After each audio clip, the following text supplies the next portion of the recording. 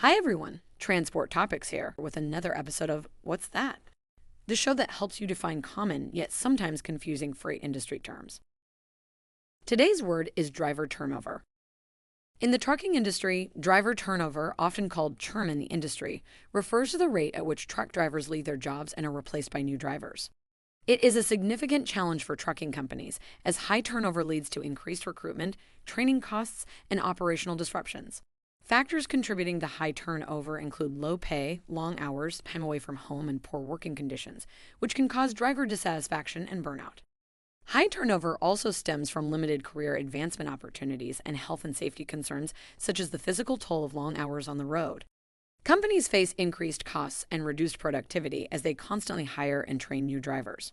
As a result, addressing driver turnover has become a critical priority for the industry to improve retention and maintain efficiency. And that's your What's That of the day.